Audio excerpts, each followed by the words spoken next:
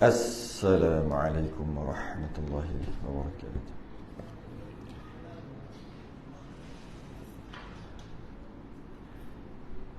Innal hamdalillah nahmaduhu wa nasta'inuhu wa nastahdihi wa nastaghfiruh wa na'udzu billahi min shururi anfusina wa min sayyiati a'malina. Man yahdihillahu fala mudilla lahu wa man yudlil fala hadiya lahu. Asyhadu an la ilaha illallah wahdahu la syarika lahu. Asyhadu anna sayyidana Muhammadan 'abduhu wa rasuluh. Allahumma salli wa sallim wa barik ala sayyidina Muhammadin al-fatihi lima ughliqa wal khatimi lima sabaqa nasir al-haqq bil haqq wal hadi ila siratikal mustaqim. Sallallahu alaihi wa ala alihi wa ashabihi haqqa qadrihi wa miqdarihi al-'azim. Allahumma nawwir bil kitabi basari wa atliq bi lisani washrah bi sadri wasta'mil bihi jasadi bi hawlika wa quwwatika fa innahu la hawla wa la quwwata illa bik. Subhanaka la ilma lana illa ma 'allamtana innaka antal alimul hakim. Wa la hawla wa la quwwata illa billahil 'aliyyil 'azim. Amma ba'du. Alhamdulillah, kita rafa'kan kesyukuran. Pada malam ni sambung kitab Kifayatul Muhtadi.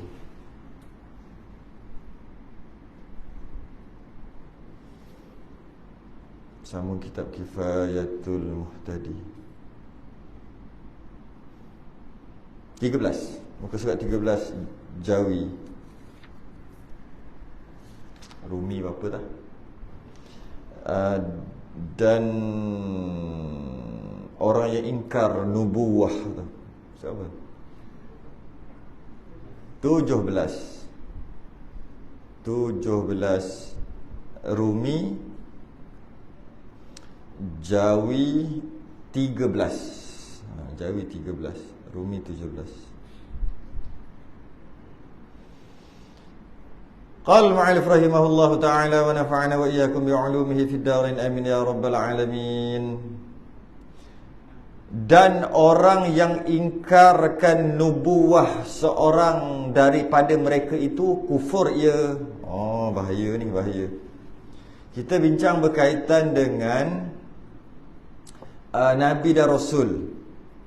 Nabi dan Rasul, yang mana kita dah bahas sebelum ni berapa orang Rasul, berapa orang Nabi. Dia antara rukun iman tu kena percaya. Dan dia kata kat sini, dan orang yang ingkarkan nubuwah, orang yang ingkarkan kenabian. Nubuwah tu kenabian. Orang yang ingkarkan kenabian, seorang daripada mereka, seorang daripada mana-mana Nabi dan Rasul, dia ingkar, kufur, jadi kafir. Apa maksud seorang yang ingkarkan nubuwah? Nubuwah tu apa? Kenabian. Kenabian. Maksudnya apa? Ingkarkan kenabian itu maksud apa? Mengingkarkan ketinggian darjat dan kemuliaan Nabi itu. Nabi, setiap Nabi dia ada sifat, dia panggil sifat kenabian, sifat nubuwah, sifat kenabian, iaitu siddiq, amanah, tabligh, fatanah, maksum. Itu semua sifat kenabian, nubuwah tu. Tiba-tiba dia ingkar ketinggian darjat Nabi. Mana-mana Nabi yang kita bahas sebelum ni, mana-mana Rasul, dia ingkar. Dia kata Nabi tu tak tinggi darjat dia. Nabi tu dia macam cakap lebih kurang je. Mana-mana Nabi, mana-mana Rasul, lebih kurang. Dan dia menafikan kemuliaan Nabi, mana-mana Nabi, mana-mana Rasul. Dan dia menafikan, ingkar tu menafikan mana-mana Nabi siddiq. Nabi itu benar, siddiq, dia menafikan. Nabi bohong juga macam tu. Mana-mana Nabi. Bukan Nabi kita je, mana-mana Nabi. Amanah, oh ada juga Nabi yang tak amanah. Mana-mana Nabi dia ingkarkan. Tabligh, Nabi sorok tak sampaikan. Dia ingkarkan tabligh. Fatanah, kecerdikan, dia ada kata Nabi tak cerdik. Mana-mana Nabi. Dan maksum, dia mana-mana Nabi, dia kata ada Nabi yang tak maksum. Maksudnya ada buat salah, berdosa Nabi tu. Dia ingkarkan, itu dah panggil ingkarkan nubuwah. Dia menafikan sifat kenabian tadi tu. Maka Siapa ingkar tu kufur ia. Jadi kafir. Hati-hati ya. Bukan benda kecil ni. Tak semayang tak jadi kafir. Ya, tak puasa, berzina, merompak, bunuh orang tak jadi kafir. Dosa besar lah, tapi tak jadi kafir. Buat dosa apa pun tak jadi kafir. Dosa-dosa yang tak sebut tadi. Tapi kalau dia mengingkari, menafikan kenabian mana-mana nabi dan rasul, maka kufur. Sebab tu orang Kristian tu, Nasrani kufur. Sebab dia mengingkar nubuah tu. Malah dia angkat sampai jadi Tuhan Nabi Isa kan. Dia ingkarkan kenabian tu. Tu dia kufur, kafir. Besar ni benda ni. Jangan ingkarkan kenabian. Jangan ingkarkan kenabian mana-mana nabi dan rasul. Tetapi orang awam tiada dihukumkan dengan kufurnya. Orang awam ni pendapat muktamad ni. Orang awam kalau dia mengingkarkan mana-mana nubuah, nabi tu ada juga bohong sekali-sekala. Orang awam kata gitu. Nabi ada juga tak amanah, pecah amanah. Nabi ada juga tak sampai sorok. Nabi ada juga tak sekedik, sekali-sekala. Nabi ada juga buat dosa, tidak maksum. Apa-apalah sifat kenabian. Nabi ada juga kadang-kadang tak mulia. Keturunan pezina ke, tak mulia tu. Dia kata Nabi ada juga tak tinggi pun darjat, rendah darjat. Dia kata gitu. Dia orang awam. Maka pendapat muktamad belum lagi. Tidak dihukum dengan kufurnya, belum lagi. Okey? Melainkan jika ia ingkar kemudian daripada ketahuikan segala rasul itu dengan diajarkan dia. Kita pun yang tahu ni pun kita ajar. Tak boleh kata gitu, nabi tak ada, nabi bersifat siddiq, amanah, tabligh, fatanah, maksum. Beritahulah. Rasul mempunyai satu darjat yang tinggi, satu kemuliaan yang tinggi, tak boleh kata gitu. Tak kira kata juga, buat kafir. Sebab dia orang awam. Maka mungkin dia tak tahu. Mungkin dia tak tahu. Itu pendapat muktamad lah dalam kitab kita ni. Lepas dia ajar, dia tetap juga kerah. Dia kata juga nabi tu, dia mengingkari juga nubuah, maka baru kafir. Itu pendapat muktamad. Pendapat dhaif bukan pendapat muktamad lah. Tak kira, tetap kafir juga walaupun orang awam. Sebab apa? Benda mudah sangat. Bukan benda susah nak mengaji tinggi, benda mudah sangat. Bila benda mudah sangat, takkan tu pun cuai sampai tak menuntut ilmu sampai cakap Nabi tu pembohong, Nabi tu buat dosa. Teruk sangat orang awam ni. Tak kira, kafir juga. Siapa kata gitu? Menolak sifat-sifat kenabian mana-mana Nabi dan Rasul. Tapi nasib baik itu pendapat dhaif. Pendapat muktamad, kalau dah hajar, dia kekal juga. Kerah juga itu, barulah kufur je. Dan dikehendak dengan mengenal segala Rasul yang 25. Ya, kita wajib beriman semua nabi yang Allah utus semua aku beriman, semua rasul yang Allah utus semua aku beriman, tak kiralah berapa 124,000 ke 224,000 ke, berapa banyak sekalipun semua beriman secara ijmal. Tapi secara tafsil, secara detail satu persatu 25 kan rasul kan yang ada tercatat dalam Quran. 25 tu ada dalam Quran. Jadi macam mana mengenal rasul tu? Yang kata beriman dengan rasul 25 tu, macam mana cara mengenal?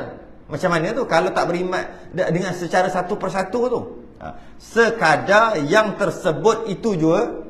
Maksudnya 25 tu sekadar yang tersebut itu juga, 25 sahaja. Dan tiada wajib dihafazkan segala nama-nama itu. Tak wajib hafal nama. Tapi dan dikehendak dengan mengenal segala rasul, dan dikehendak dengan mengenal segala rasul yang 25 itu sekadar yang tersebut itu juga. Apa tu? Sekadar yang tersebut itu juga. Yang kita sebut sebelum ni lah. Tak wajib hafal satu-satu, tapi sekadar yang tersebut itu juga. Maksudnya kalau orang bagi tahu, dia dapat sahkan. Dia hafal satu-satu tak ingat pun. Tapi bila orang cakap Zakaria Nabi Rasul, macam tu, antara yang 25 tu lah, Rasul yang antara yang 25. Orang cakap Ilyasa antara yang 25. Dia boleh mengesahkan. Lut antara yang 25. Ibrahim antara yang 25. Cukup dah, memadai. Walaupun dia tak hafal satu-satu. Tiba-tiba sebut nama lain. Nama lain. Dia kata Rasul juga. Tak usah Fadhu Ain lagi. Letak nama-nama lain, letak nama apa-apa pun. Okay. Tapi malulah sikit. Banyak benda lain yang tak wajib kita hafal. Kan? Tiba-tiba nama penyanyi kita hafal, nama pelakon kita hafal. Pelakon dulu hafal, pelakon sekarang hafal, penyanyi dulu hafal, penyanyi sekarang hafal. Tiba-tiba nama Rasul tak hafal. 25. Malu lah patutnya. Tapi tak berdosa. Tak berdosa. Cuma dia bila sebut dapat sahkan. Ini Nabi. Sebut ini bukan. Ini Nabi, ini bukan. Cukup memadai. Dan adalah nama-nama sekala Rasul yang 25 itu Adam, Idris, Hud, Syuaib, Saleh, Zulkifli, Ibrahim, Ishaq, Yaqub, Nuh, Daud, Sulaiman, Ayyub, Yusuf, Musa, Harun, Zakaria, Yahya, Isa, Ilyas, Ismail, Ilyasa, Yunus, Lut dan penghulu sekaliannya Nabi kita Muhammad sallallahu alaihi wasallam wa alaihim ajma'in. 25 semua tadi tu.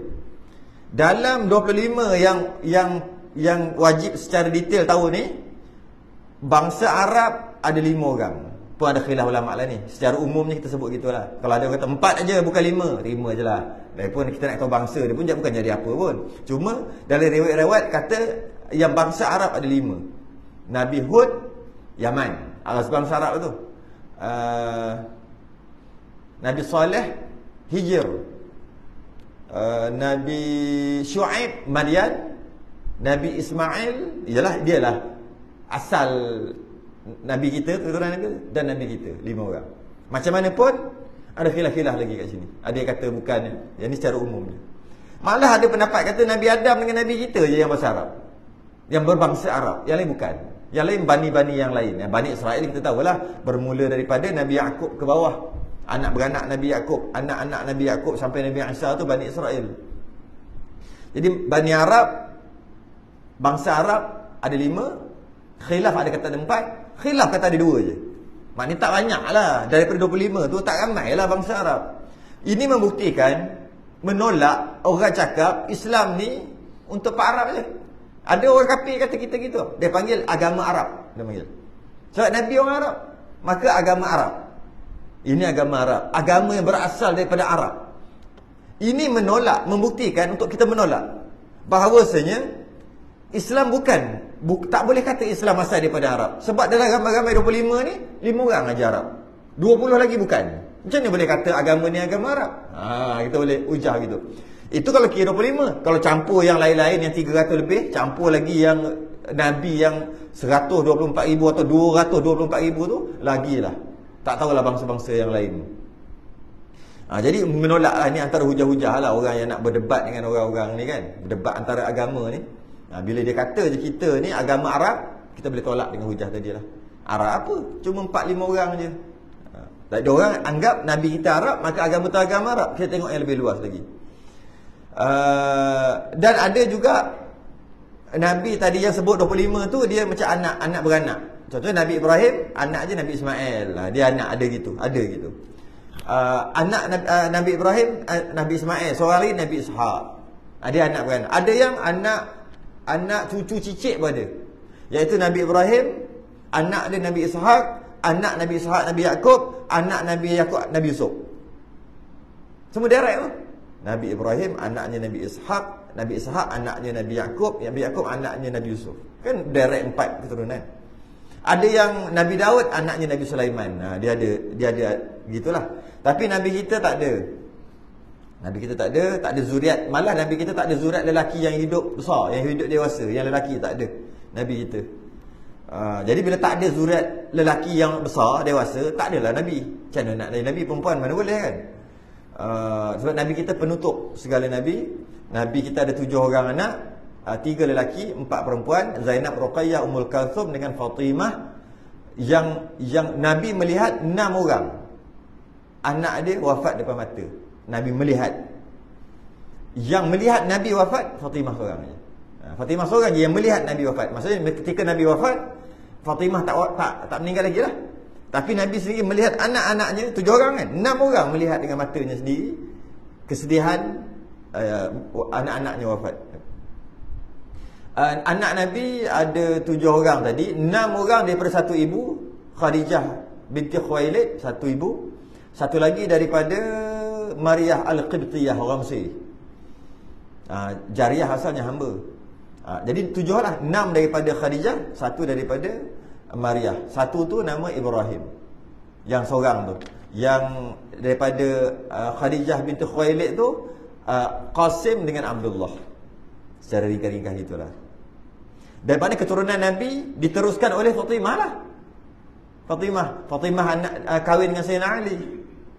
Anak-anak yang keturunan Nabi diteruskan Fatimah dengan Sayyidina Ali. Yang sampai sekarang ni kan, yang ada Said ke, Habib ke, apa Syekh ke, apa-apa kan, yang kata keturunan Nabi tu, Idrus ke apa ke, yang mereka keturunan Nabi sampai sekarang daripada keturunan Fatimah dengan Sayyidina Ali lah. Bukan yang lain-lain. Kan ada 7 kan, ada Fatimah ni. Ada Hasan, ada Husin, ada Muhsin, ada Ruqayyah, ada Zainab, Ummu Kalthum. Muhsin dengan Ummu Kalthum wafat kecil lagi. Sikitlah berkaitan dengan anak Nabi. Habis. Itu dekat ringkas je. Kita baca. Dan kepalanya yang terlebih mulia. Kepalanya ketua lah, ketua para Nabi dan Rasul. Tu kepala lah, kepala kan, ketua. Ataupun yang paling tinggi lah daripada Nabi dan Rasul semua. Yang terlebih mulia daripada segala anbiya. Anbiya ni Nabi-Nabi lah. Dan mursalin. Mursalin ni Rasul-Rasul. Jamak daripada Rasul. Mursalin. Jamak daripada Nabi, anbiya. Jadi kalau anbiya ni Nabi-Nabi, mursalin ni Rasul-Rasul. Yang paling mulia nombor 1 siapa? Nabi kita Muhammad sallallahu alaihi wasallam. Nombor 1. Yang paling mulia. Ketua segala Nabi. Yang paling mulia. Lebih mulia daripada segala makhluk yang ada di langit dan di bumi. Semua. Lebih mulia daripada semua. Nombor 2, Nabi Ibrahim. Yang mulia dari segi kemuliaan. Nombor 3, Nabi Musa. Nombor 4, Nabi Isa. Nombor 5, Nabi Nuh. Jadi itu keturutan yang boleh kita letak 5 orang. Nabi Muhammad, Nabi kita, Nabi Ibrahim, Nabi Musa, Nabi Isa, Nabi Nuh. 5 ni kita boleh letak turutan. Boleh letak 1, 2, 3, 4, 5. Boleh letak. Maknanya dari segi kemuliaan ikut 5 tu lah. Yang lain tu nanti dulu. Yang 5 tu dulu. Dari segi nisbah seorang manusia, nombor 1 Nabi kita gitulah. Sampai ke 5. Boleh. Kehebatan dia, kefasihan, kepandaian, kesabaran, ketahanan, kekuatan, semua kita boleh letak numbers. Boleh letak angka, numbers boleh letak 1, 2, 3, 4, 5. Akhlak, apa semua tu boleh letak. Kenapa Nabi kita nombor 1? Sebab Nabi kita diutuskan untuk semua kaum sampai akhir zaman, sampai kiamat. Nabi-Nabi yang lain, Rasul-Rasul yang lain diutus untuk kaum dia je. Kalau Bani Israel je. Bani Melayu tak perlu. Tak pergi dakwah Bani Melayu. Bani Israel je lah. Tu. Tapi Nabi kita tidak. Malah untuk jin sekali. Ada Rasul yang lain, dia tak diutus untuk jin. Jin kau punya pasal. Ada aku untuk bangsa aku aja. Nabi kita tidak. Nabi kita dia diutuskan untuk semua. Untuk semua. Sebab itulah dia paling mulia. Malah Allah mewafatkan anak-anak Nabi kan tadi kan. Semua kecil. Ada yang kecil. Dan yang lelaki kecil-kecil. Dan yang perempuan tak ada yang sampai besar, sampai dewasa. Kenapa Nabi buat, Allah buat gitu? Takdirkan gitu. Sebab ada Nabi-Nabi yang lain, dia ada anak cucu cicit. Ayahnya, datuknya Nabi. Anak Nabi, datuknya Nabi, bapaknya Nabi, dia Nabi, anak dia Nabi. Direct 4. Maknanya hebat lah. Nabi kita, dia seorang. Ayah dia bukan Nabi, anak dia tak ada Nabi. Nak kira kurang tak? Kurang lah. Sebab sedangkan kita, Nabi kita duduk nombor 1 dalam segenap segi. Kurang. Maka Allah wafatkan anak-anak Nabi yang lelaki. Sebab apa? Sebab Nabi penutup segala Nabi. Tak boleh anak dia ada jadi Nabi. Tak mungkin jadi Nabi. Maka dia wafat awal-awal. Bila wafat awal-awal, macam mana nak ada Nabi sedangkan Allah tak bagi dia anak lelaki? Maka tetaplah Nabi ni mulia duduk nombor 1. Jika Nabi ada anak lelaki sampai dewasa, jadi kuranglah sikit Nabi berbanding dengan Nabi-Nabi yang lain. Nabi-Nabi yang lain, anak cucu cicit dia ada Nabi direct. Tapi Nabi kita ada anak tak jadi Nabi.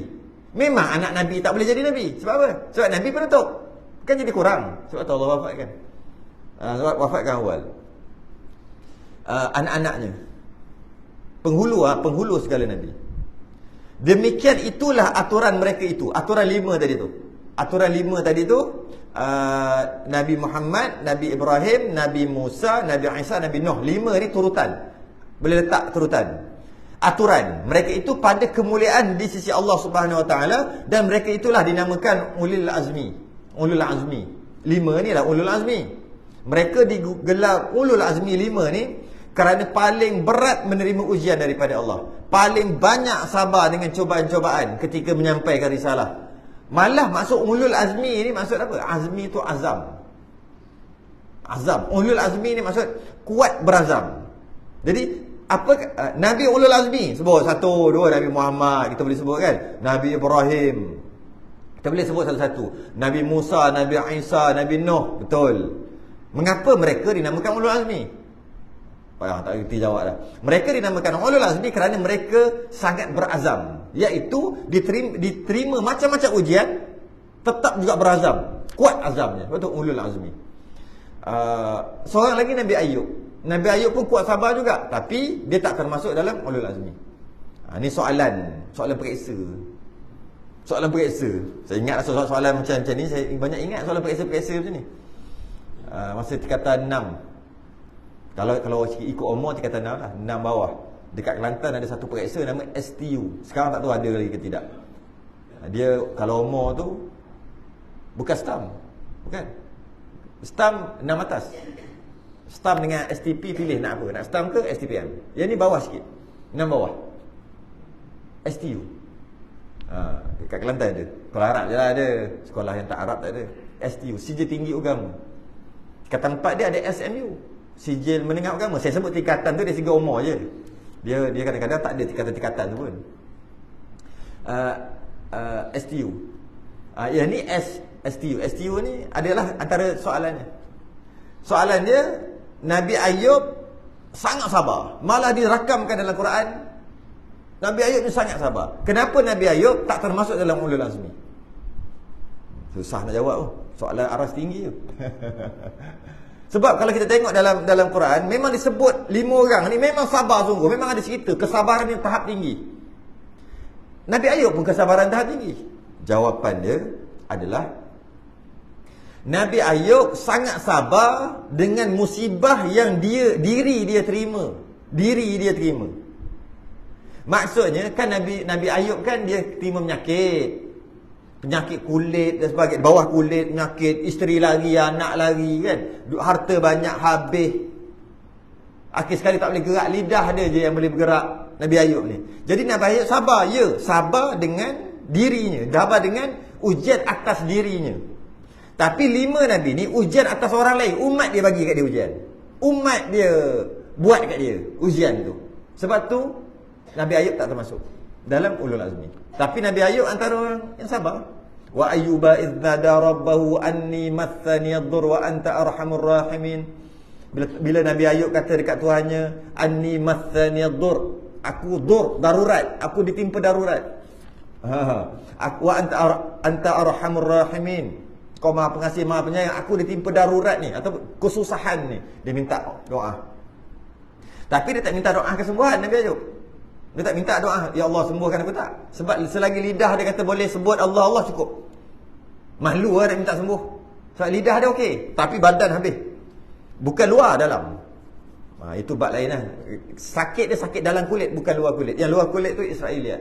Yang kata bergulat apa kan, bergulat ke apa kan, itu Israeliat. Yang sebenarnya luar tak nampak, sakit bawah kulit. Dia seorang je rasa, dan dia sangat sabar sampai kan tak boleh bangun. Tak boleh kuat bangun juga untuk menyampaikan ni kan Rasul. Orang tak tahu dia sakit, dia je sakit. Sebab tu isteri dia lari, sebab tu anak dia lari. Sebab dia rasa macam orang tua orang tua reka macam aku sakit ni, you ke sakit, nampak duk berjalan macam tu kan. Orang tua kadang-kadang orang tua ni dia macam sensitif. Anak dia tak peduli, dia buat berlakon lah. Dia berlakon sakit tu, dia berlakon sakit ni. Anak-anak macam tu lah. Sebab nampak kat luar okey Nabi Ayub. Malah time berdakwah dia pergi berdakwah. Dia pusat sebab tu dia sabar, dia pergi berdakwah. Dan bila dia kata dia sakit, jadi anak-anak dia macam kata, ya kedok ni, katanya orang tua ni mesti dia buat macam tu. Sebab tu dia lari. Isteri dia pun lagi sampaikan dia macam bernazar lah, bersumpah kan. Dia nak sebat isteri dia kan. Bila isteri dia balik nanti, lepas elok tu lah, akhir sekali dia sebat juga. kan?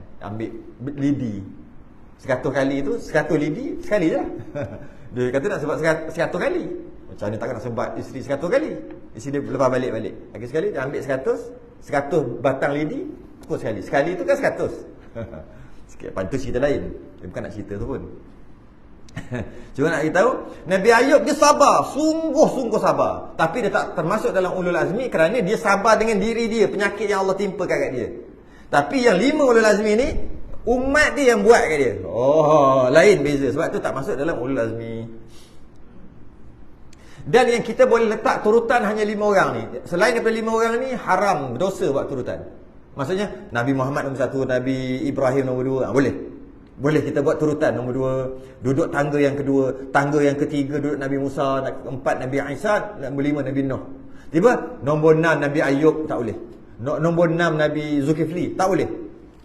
Seolah kita bagi ranking dekat Nabi tu. Kita macam seolah-olah gitu, tapi tak boleh. Yang 5 ni je boleh. Itu dia kata kat situ. Demikian itulah aturan mereka itu. Aturan mereka 5 orang tu boleh. Ulul azmi. Selain daripada tu baki lagi 20 rasul, kan 25 kan? Baki lagi 20 tak boleh letak aturan. Boleh letak macam ni. Yang paling besar, yang paling mulia 5 orang. Dalam 5 orang ulul azmi ni yang nombor 1 Nabi kita. Okay. Nabi kita, kemudian 4 orang lagi. Jadi 5 orang. Dan ya kemuliaan yang seterusnya 20 orang rasul. Tu boleh. Kita kumpul dia. Kita tak cakap satu-satu. Kita tak cakap nombor 5 Nabi Zakaria, nombor 6 Nabi Zakaria, nombor 7 Nabi Zulkifli. Tak kata gitu. 20 tu duduk kemuliaan tangga yang seterusnya. Itu boleh. Lepas tu pula kita boleh cakap cara berkumpulan ni, kemudian kita kata rasul-rasul yang lain tu, yang 300 lebih lagi tu, itu duduk bawah 25 tu. Boleh. Tapi kita tak tentukan Nabi Rasul yang mana-mana. Seterusnya. Kemudian habis tu siapa lagi? Lepas Rasul yang beratus, yang ada beratus tu, secara berkumpulan duduk bawah tu. Kemudian Nabi-Nabi. Nabi biasalah, Nabi saja, bukan Rasul. Letak bawah, kumpulan, boleh. Tapi tak boleh tentukan Nabi apa, Nabi Khidir, Nabi apa, tak boleh. Cuma cakap sekumpulan duduk bawah. Seterusnya kita boleh buat kumpulan ketua-ketua malaikat. Dari segi kemuliaan, letak ketua-ketua malaikat. Kemudian kita boleh letak wali-wali. Ketua malaikat yang 10 tu lah. Kemudian wali-wali Allah, termasuk para sahabat. Kemudian malaikat biasa. Kemudian manusia biasa. Itu turutan boleh. Boleh letak dari segi kumpulan. Tapi dari segi seorang-seorang, 5 ni aja. Letak lebih pada 5 ni berdosa. Kita jatuh martabat dia pula. Kalau kita letak Nabi Zulkifli nombor 6, macam mana dengan Nabi Idris? Duduk berapa? Nombor 7. Maknanya Nabi Idris duduk lagi bawah daripada Nabi Zakaria. Siapa cakap? Terror sangat letak. Tak boleh. Yang 5 ni ulul azmi. Allah sendiri yang letak. Sebab tu boleh letak turutan. Okey? Kalau kita nak letak lah, kalau nak letak boleh kita letak macam ni. Yang boleh. Yang paling boleh letak macam ni. Pertama 5 orang tadi. Nombor 1 Nabi kita. Okay. Nombor 2 4 orang lagi lah. 4 orang yang ulul azmi tadi. Kemudian kita seterusnya baki 20 orang lagi rasul. Seterusnya rasul-rasul yang lain yang ada 300 berapa tu. Kemudian nabi-nabi yang ada ratus ribu tu. Kemudian ketua malaikat yang 10. Kita akan masuk sekejap lagi. Yang 10 ketua malaikat. Yang wajib tu lah Jibril apa yang glamour tu lah. 10 tu memang glamour yang tu kita selalu sebut. Okay?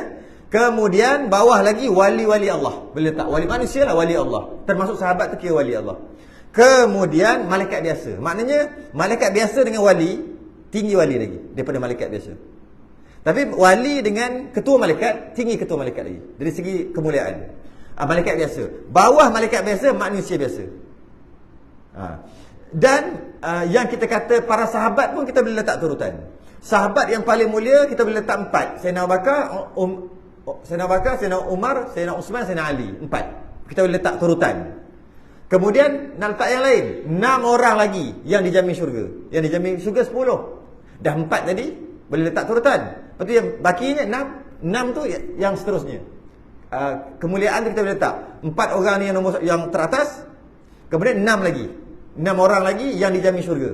Talhah, Zubair, Abdul Rahman bin Auf, Sa'ad bin Abi Waqqas, Abu Ubaidah bin Jarrah, Sa'id bin Zaid. 6 orang. Campur 4 tadi 10 kan yang dijamin syurga. Yang 4 tadi boleh letak Sayyidina Abu Bakar, Sayyidina Umar, Sayyidina Uthman, Sayyidina Ali. Boleh letak turutan.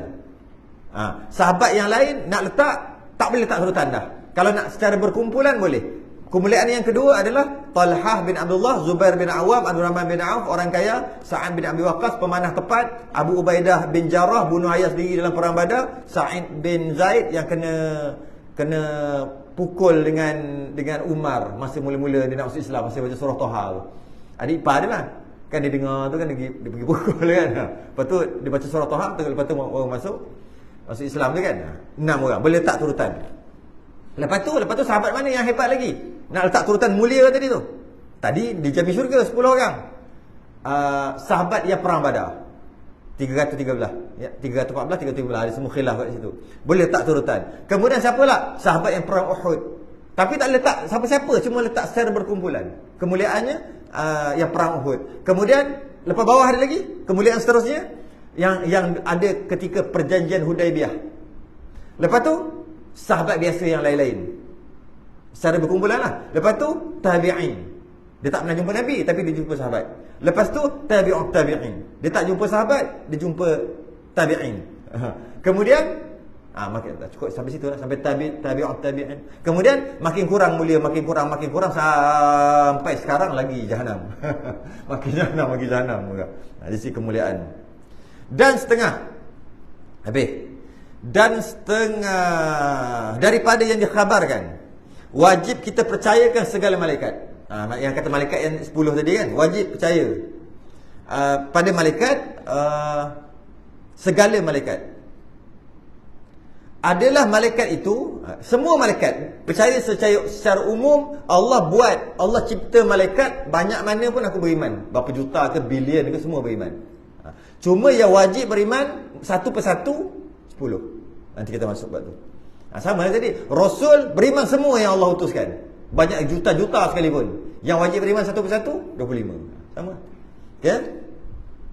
Jadi malaikat-malaikat ni apa? Adalah malaikat itu berjisim dengan jisim yang bersangatan halus. Jisim halus. Istilah dia panggil jisim latif. Latif tu nak sebut apa? Latif. Ya latif, ya latif, ya latif tu kan. Kalau nak lembutkan hati orang macam tu lah. Baca banyak ya latif, ya latif. Suami dia kerah hati sikit, dia isteri baca ya latif, ya latif, ya. Niat nak suruh suami tu lembut sikit.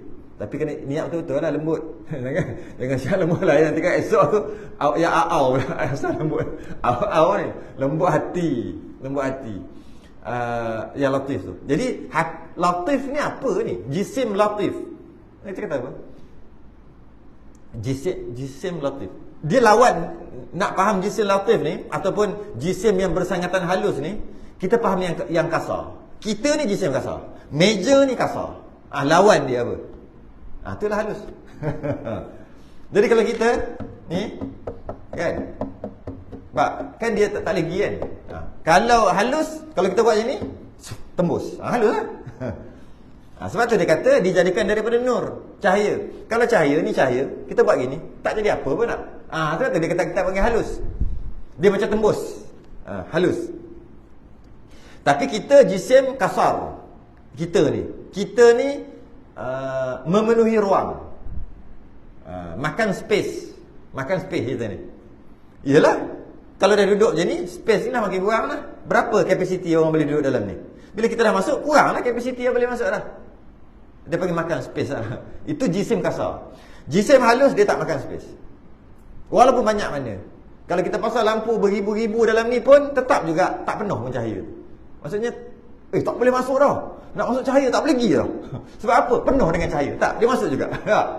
Itu maksud jisim latih ataupun jisim yang bersangatan halus. Dengan adanya jisim yang halus, malaikat tadi yang dibuat daripada jisim yang halus, tidak menyebabkan ruang itu menjadi penuh dan sesak. Tidak. Yang menjadi penuh dan sesak jika jisim itu jisim kasar, yang bukan halus.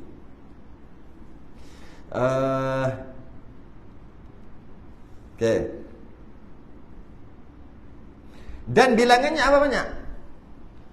Banyak. Apa malaikat ni banyak. Tiada diketahui akan dia malaikat Allah. Allah je tahu banyak mana. Kita beriman je lah banyak mana pun. Dan bilangannya amat banyak. Dan malaikat ni besar. Besar. Ya, sebenarnya cerita dulu. Besarnya dia, Jibril ada 600 sayap. Satu sayap daripada timur ke barat. Tak boleh nak bayang. Rasa itu tak bayang. Macam mana? Tak boleh bayang. Nak bayang macam burung. Macam mana? Tak boleh bayang. Habis kat situ. Jam otak. Jibril sangat besar. Dia ada 600 sayap. Satu sayap daripada timur ke barat. Nabi SAW pernah tengok 2 kali. Jibril rupa betul.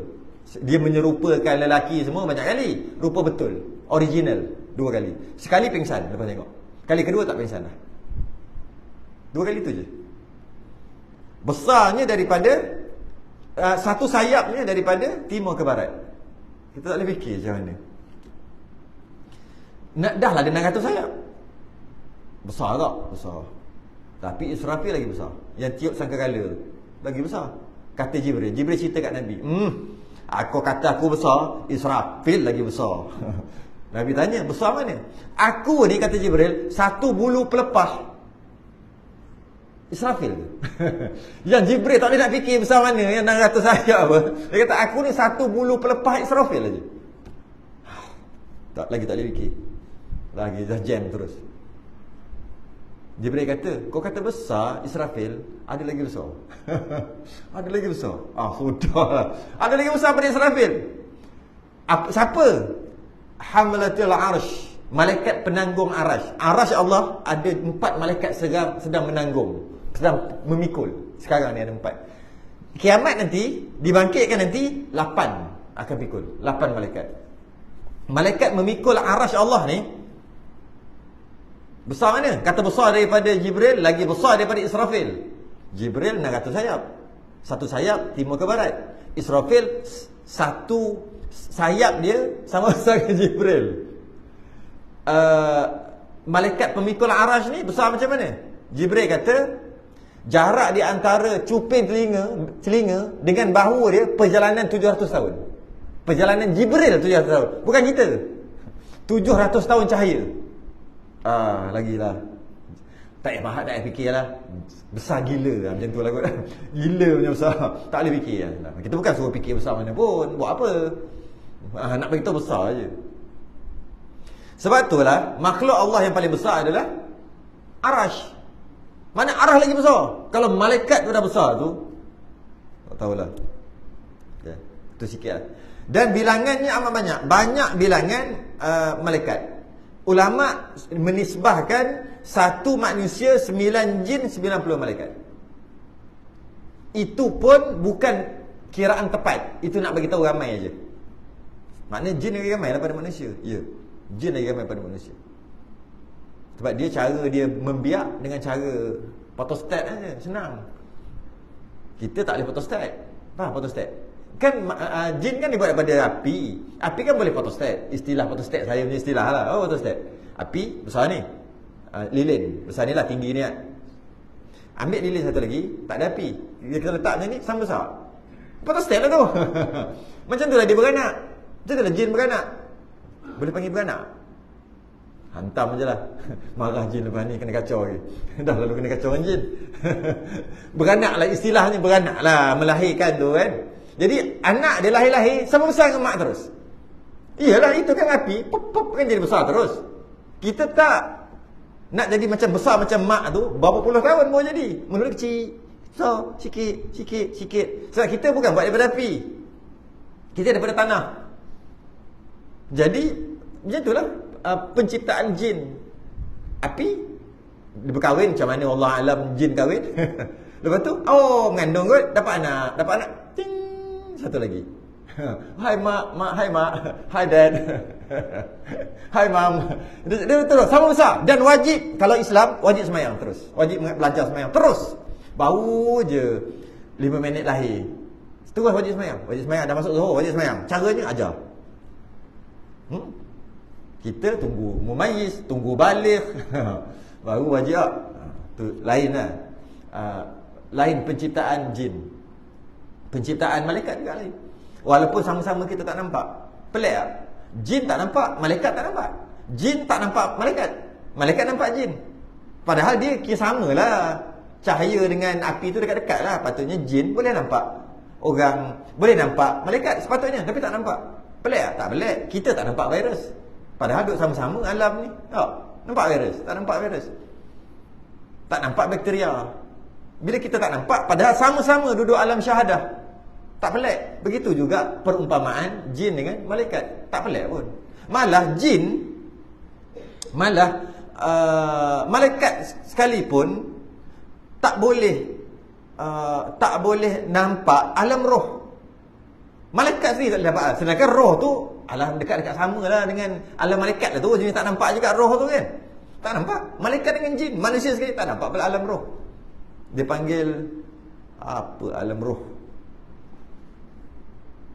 Amr. Alam tu namanya alam amr. Alam amr.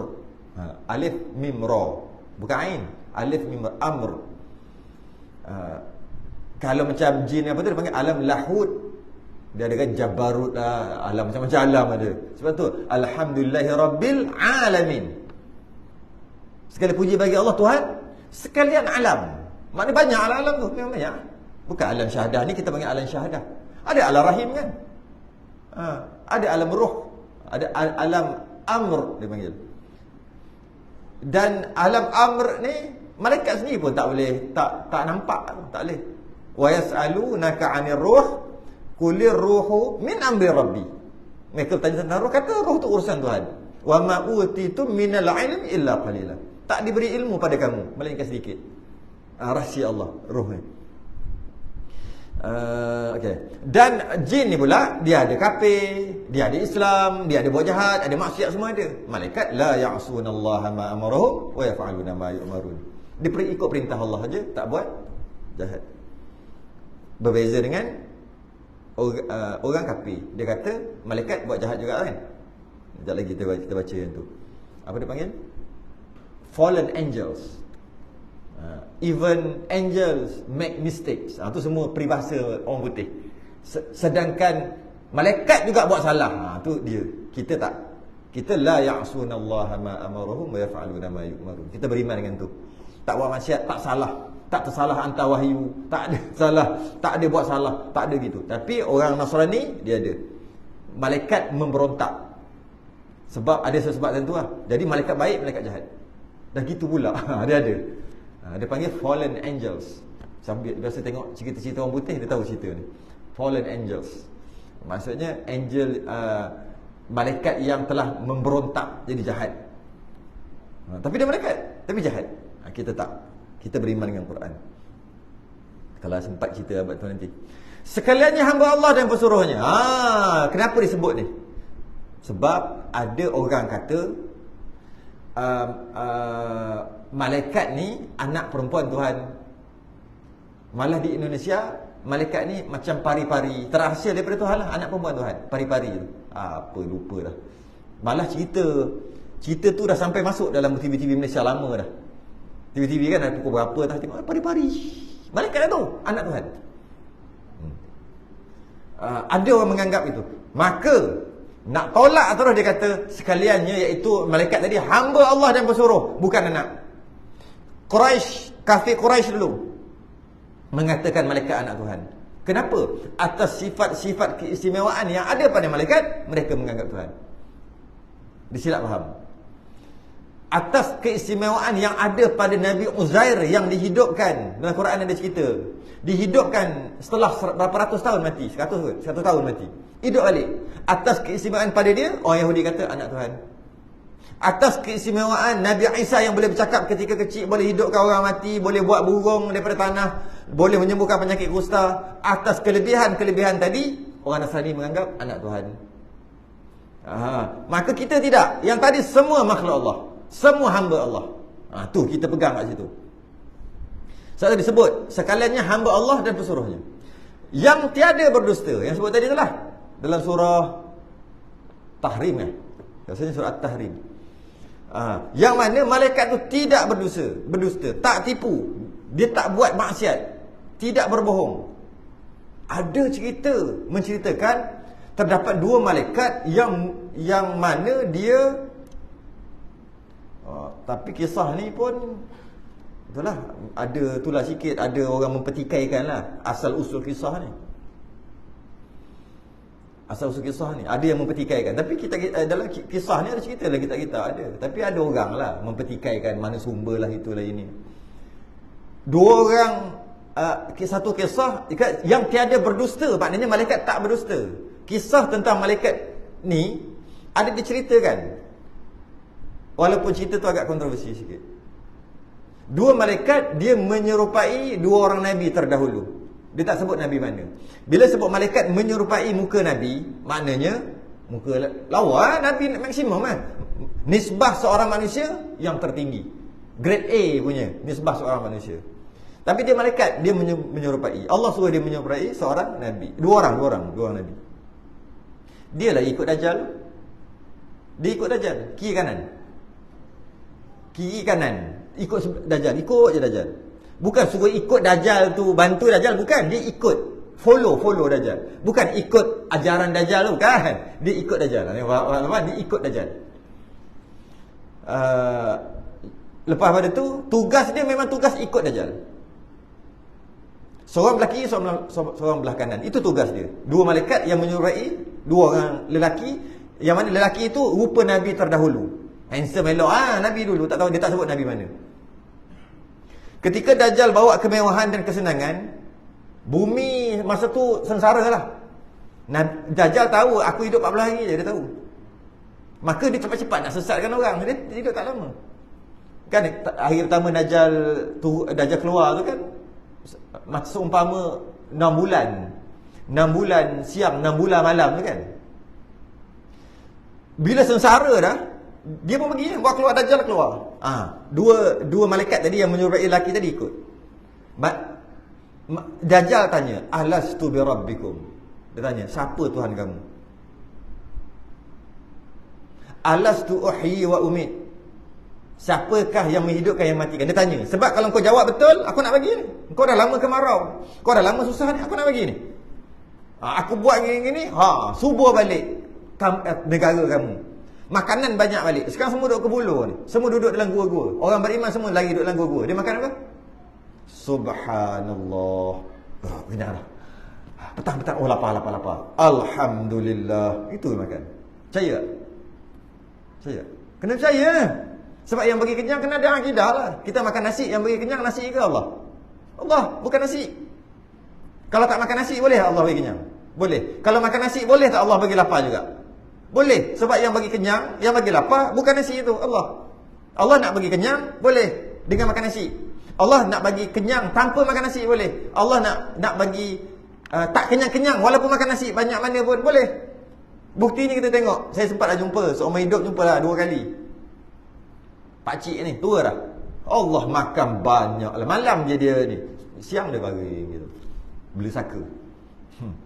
Tak lapar lah, makan banyak, pelik. Kau tengok perut dia. Tak, kau masuk ke celah mana nasi dia makan. Tak logik. Tapi tak, makan. Pelik tak? Tak pelik. Sebab yang bagi kenyang Allah. Dan kita tengok Ashabul Kahfi. Tak makan berapa ratus tahun? 309 tahun. Tak, elok je 309 tahun. Jadi yang memberi lapar, yang memberi kenyang Allah melalui makan. Bukan makan baru Allah terpaksa bagi kenyang. Tak makan Allah tak boleh bagi. Kau tak makan, aku tak bagilah kenyang. Tak. Secara beradat, hukum adatnya makan kenyang. Tapi boleh tak nak melawan hukum adat tadi? Boleh sangat. Harus pada akal lah. Itu kena kerja tauhid. Lepas tu pakat-pakat lapar, pakat-pakat baca subhanallah gitu je. Tapi Dajjal ni bawa jumpa orang kafir, jumpa orang Islam yang maksiat sebagainya, dia tanya, alastu uhyi wa umit. Siapa yang hidupkan, mematikan? Macam biasa standard dia bawa atas orang, siapa yang menghidupkan, yang matikan? Aku nak bagi dia hidup. Dah, berambus kau, tengok dia hidup. Aku nak matikan dia, pancung, dah mati. Tengok, aku mematikan dan menghidupkan. Betul tak? Betul lah, aku hidupkan dia. Tapi kalau suruh hidupkan balik boleh tak? Yang dia pancung tadi. Tak boleh, tapi pandai lawyer buruk dia tu. Aku yang menghidupkan dan aku yang mematikan. Apa buktinya? Main 2 orang. Okey, engkau, aku hidupkan kau. Kau pergi. Engkau, aku nak mati kau. Pum, mampus.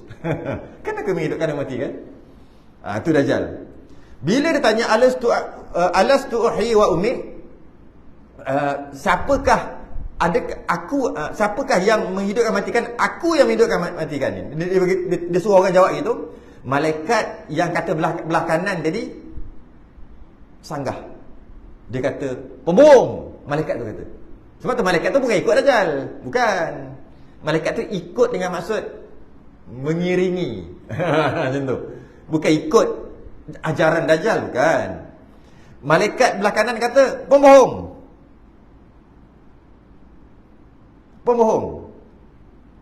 Tapi ketika malaikat yang menyerupai infak manusia tu dia kata pembohong, orang ramai tak dapat dengar. Tak dengar. Orang ramai lah dia. Tak dengar.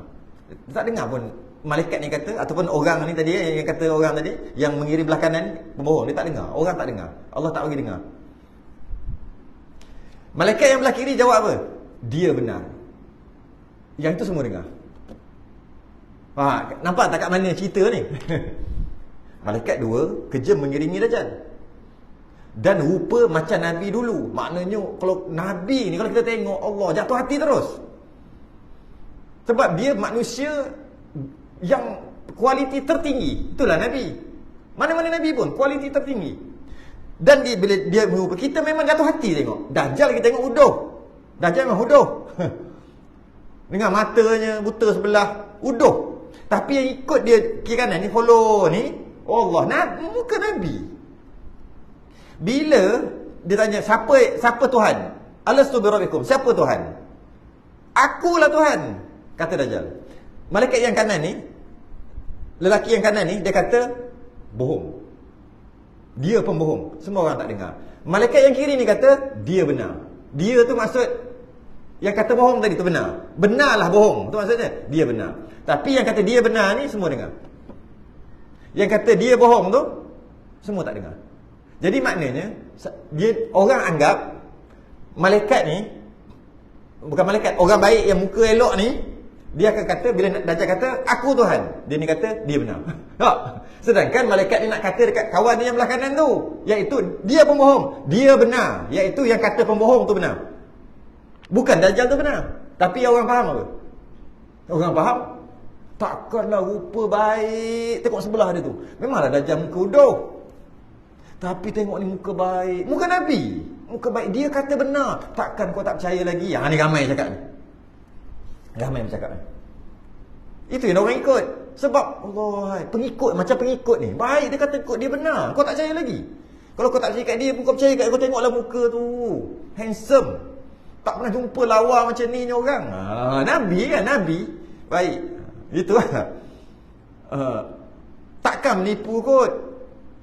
Maka ia menjadi fitnah pada umat pada waktu tu. Itulah fitnah ataupun ujian. Fitnah tu ujian. Itu kata kisah ni dia agak ni sikit. Dia adalah yang mempertikaikan kisah ni. Macam mana? Berhenti kat situ. Tak boleh panjang kan? Dan sekaliannya bukan jantan dan bukan betina. Main jantan betina terus. Pengarang kitab kita tak bagi can. Laki perempuan kan syok sikit dengar. Jantan betina terus. Dan sekaliannya bukan jantan bukan betina. Maknanya bukan laki bukan perempuan. Apa malaikat ni? Apa maksud bukan jantan bukan betina? Dan tiada berjantan. Apa maksud tiada berjantan? Tiada berjantan. Tadi jantan betina, ini tiada berjantan. Nanti lah kita bahas masa apa? Kita bahas sejauh nak. Bahas jantan dia akan datang. Berjantan ni apa benda berjantan ni? Orang kampung tahu dah maksud berjantan apa. Orang bandar tak tahu apa benda berjantan. Jadi kita berhenti dekat dan sekalian malaikat tu bukan jantan dan bukan betina. Wallahu a'lam. Sambung akan datang. Selain tasbih kafarah dan salat.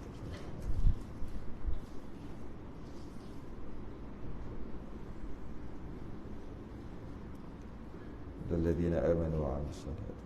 السلام عليكم ورحمة الله.